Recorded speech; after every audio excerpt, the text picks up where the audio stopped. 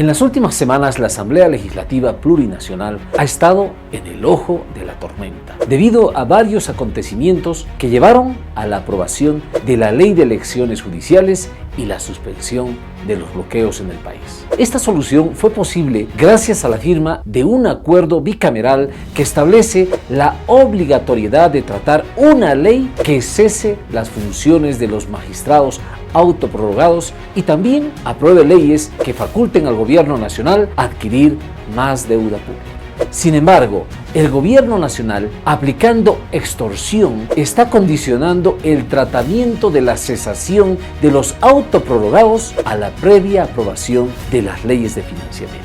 Estas circunstancias nos llevan a hacer unas preguntas obligatorias. ¿Qué hay detrás de estas leyes de financiamiento? ¿Por qué tanta desesperación por la aprobación de créditos? ¿Algún financiamiento resolverá el problema estructural de la economía? ¿Por qué tanta presión e incluso extorsión para condicionar la persistencia de los autoprorrogados? Veamos qué hay detrás para responder a estas preguntas. De los 7 proyectos de ley para financiamientos que están en el orden del día, 5 de ellos están orientados a obras de infraestructuras que seguramente son de absoluta necesidad e indudable beneficio para el pueblo boliviano. Una está orientada a proyectos de preinversión y la otra para el tema del COVID. Por tanto, ninguno de ellos tiene la capacidad de resolver los problemas estructurales que estamos sufriendo actualmente con la economía boliviana, como por ejemplo el enorme déficit fiscal, la desaparición de los dólares o los combustibles, la potencial inflación con bajo crecimiento, estanflación que empezará a repercutir en los bolsillos de los bolivianos en los próximos meses, o el creciente nivel de pobreza de los bolivianos. Entonces, reflexionemos. Si ninguno de esos créditos es urgente para resolver el problema de la crisis económica del país, ¿por qué hay tanta desesperación del gobierno de aprobarlos, incluso a costa de apoyar magistrados autoprorrogados inconstitucionalmente? En la revisión de estos créditos, que desesperadamente el gobierno nacional quiere aprobar y está usando como herramienta de extorsión, me llamó la atención el contrato de préstamo para el programa de ampliación de la red de mi teleférico. Inicialmente me alegró mucho. Claro que parecía una gran noticia. Por fin el gobierno nacional está dando continuidad a un plan maestro que dejamos elaborado para La Paz y el Alto en el año 2018. Claro que parecía una gran noticia que puedan ampliar la red de teleféricos y otros modos de transporte como trenes y buses de carril exclusivo para nuestras ciudades de La Paz y el Alto. Me alegré mucho que después de 5 años estén retomando el proyecto y estén gestionando 62 millones de dólares. Sin embargo, al estudiar el contenido del documento de gestión de financiamiento, me sorprendí enormemente, porque solo se trataba de la extensión de la línea café de 1.2 kilómetros y la instalación de paneles solares para la provisión de energía al sistema. Mi sorpresa fue enorme y decepcionante al mismo tiempo, porque a pesar de que el presidente Arce se vanagloria de que en Bolivia tenemos la inflación más baja, parece que a ese pequeño tramo del teleférico le llegó toda la inflación acumulada del mundo, por no decir que hay un enorme sobreprecio. Cuando concluimos el plan maestro del año 2018, el equipo de mi teleférico también realizó sus propias estimaciones de la inversión necesaria y se concluyó que la misma, es decir, esa extensión de la línea café, no debería ser superior a 28 millones. Entonces, ¿por qué están requiriendo 62 millones de dólares? Por otro lado, según el historial de inversiones del teleférico, en su primera y en su segunda fase, se tiene el valor promedio por kilómetro de teleférico urbano implementados en La Paz y en el Alto. Considerando en este valor absolutamente todos los costos, están todos los servicios complementarios, todas las obras, todos los estudios, todas las expropiaciones, todas las fiscalizaciones, todos los proyectos de movilidad urbana, etcétera, etcétera. En otras palabras, considerando todo de todo, el promedio por kilómetro de construcción del teleférico en la ciudad de La Paz fue menos de 24,5 millones de dólares.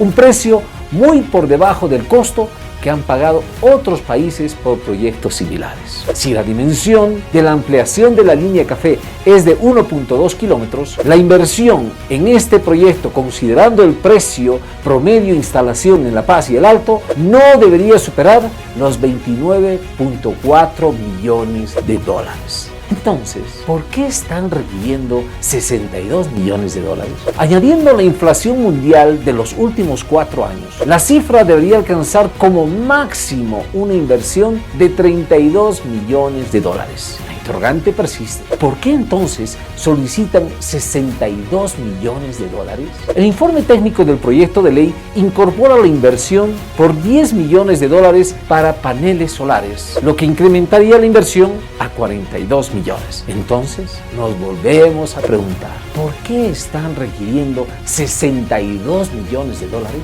Claramente hay una gran diferencia entre lo que debería invertir el país y lo que realmente están solicitando como monto de financiamiento. Hay alrededor de 20 millones de dólares de diferencia que no encuentro en lo personal una justificación real que pueda avalar un requerimiento sustancialmente desproporcionado de una realidad. En la empresa Mi Teleférico hay información que puede evidenciar de manera notoria que este proyecto de ley para la ampliación de la línea café tiene un sobreprecio estratosférico. Una frase sabia dice, para muestra un botón. Y la pregunta obligatoria que seguramente nos hacemos todos es, ¿y cómo estarán los otros 6 proyectos de financiamiento? Porque si en el caso del teleférico están desesperados por hacer aprobar con un evidente sobreprecio y eludiendo una adecuada fiscalización del legislativo, lo mismo podría estar ocurriendo con los otros proyectos. Por lo visto, esa desesperación por aprobar las leyes de financiamiento no tienen que ver con el objetivo de resolver la crisis económica ni generar proyectos que beneficien a los bolivianos a corto plazo, sino más bien la desesperación de los asambleístas del ala alcista aparentemente se debe a una intencionalidad de eludir una adecuada fiscalización de la Asamblea Legislativa para que posteriormente se realicen contrataciones con un evidente sobreprecio. No encuentro otra justificación para semejante desesperación. Es inadmisible que incluso quieran pisotear la constitución política del Estado, priorizando la autoprórroga inconstitucional y utilizando como extorsión la aprobación de estos créditos. Hoy nuestro país está en una situación económica muy crítica. Tiene un enorme hueco fiscal, un alto nivel de endeudamiento interno y externo, no tiene recursos para pagar la deuda de combustible, está rifando el oro de las reservas, no hay dólares ni gasolina, entre otros aspectos. Bajo esas circunstancias, Bolivia no puede darse el lujo de priorizar financiamientos que no estén orientados a resolver la crisis económica ni sean productivos. Menos aún nos podemos dar el lujo de solicitar préstamos con inversiones que están estratosféricamente por encima de lo aceptable. Un asambleísta nacional que medianamente se diga patriota y esté comprometido con la transparencia, de ninguna manera exigiría que se aprueben los financiamientos sin un debido respaldo y evaluación técnica correspondiente. Que esta coyuntura sirva como recordatorio de que, más allá de las urgencias políticas, el verdadero progreso se construye con responsabilidad y respeto a nuestras leyes y principios. Como sociedad merecemos un futuro forjado en la honestidad y la eficiencia, donde cada inversión beneficie al pueblo boliviano.